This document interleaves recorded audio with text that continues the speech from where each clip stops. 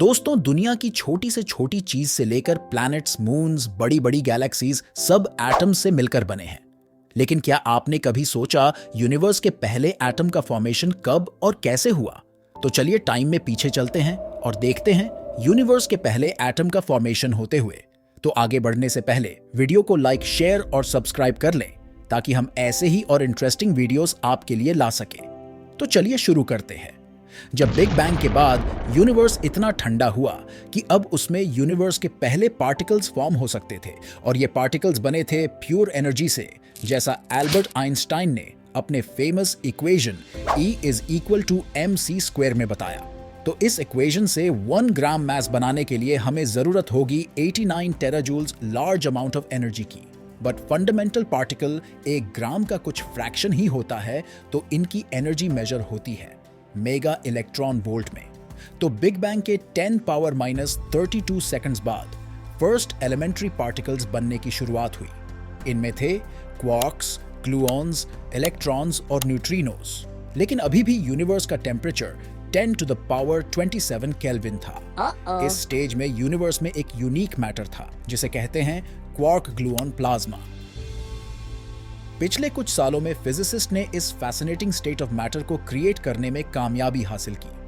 लेकिन हम जानते हैं कि मैटर का ये स्टेट बिग बैंग के तुरंत बाद ही एग्जिस्ट करता था। बट सर्न के साइंटिस्ट ने लार्ज हैड्रन कोलाइडर में इसे रिक्रिएट किया। अब बिग बैंग होने के 1 माइक्रोसेकंड के बाद टेम्परेचर 10⁻13 केल्विन है। ये टेम्परेचर इतना कम था कि अब क्वार्क्स कंबाइन होकर प्रोटॉन्स और न्यूट्रॉन्स बना सकते थे।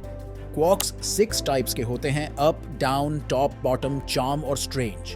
बट सिर्फ अप और डाउन क्वार्क्स ही प्रोटॉन और न्यूट्रॉन के फॉर्मेशन में इन्वॉल्व होते हैं। तो प्रोटॉन बनता है 2 अप क्वार्क और 1 डाउन क्वार्क से, और न्यूट्रॉन बनता है 2 डाउन क्वार्क और 1 अप क्वार्क से।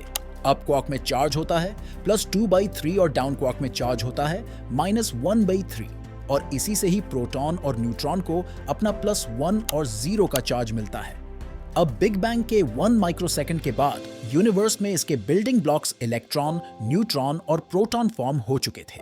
अब बिग बैंग के 100 सेकंड के बाद यूनिवर्स का टेम्परेचर था अराउंड 1 बिलियन केल्विन, और लेस देन 2 मिनट्स में ही यूनिवर्स प्योर एनर्जी से फर्स्ट एटॉमिक न्यूक्ली का फॉर्मेशन होने लगा। और इसके बाद हजारों सालों तक कोई भी रिमार्केबल इवेंट नहीं हुआ। इस टाइम में यूनिवर्स में हॉट व्हाइट हाइड्रोजन प्लाज्मा का फॉग ही था। अब जैसे जैसे यूनिवर्स एक्सपैंड होता गया, ये फॉग भी ठंडा होता गया। फिर अराउंड 3,80,000 साल के बाद यूनिवर्स का टेम्परेचर था 10,000 केल्विन। ये सफिशिएंट टेम्परेचर था हाइड्रोजन और हीलियम के न्यूक्ली के लिए इलेक्ट्रॉन्स को कैप्चर करके फर्स्ट एटम को फॉर्म करने का।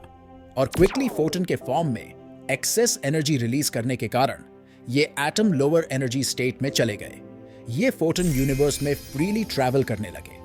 ये थी लाइट, जिससे कॉस्मिक माइक्रोवेव बैकग्राउंड जनरेट हुआ। तो ऐसे यूनिवर्स के फर्स्ट एटम का फॉर्मेशन हुआ। फिर इसके बाद टाइम के साथ स्टार्स का फॉर्मेशन हुआ, और उनमें होने वाले सुपरनोवा के कारण अलग अलग एलिमेंट्स का फॉर्मेशन होने लगा। तो हमारी बॉडी में भी जो हाइड्रोजन है, वो भी उन्हीं एटम्स से बने हैं जो बिग बैंग के कुछ सेकंड्स बाद बने थे।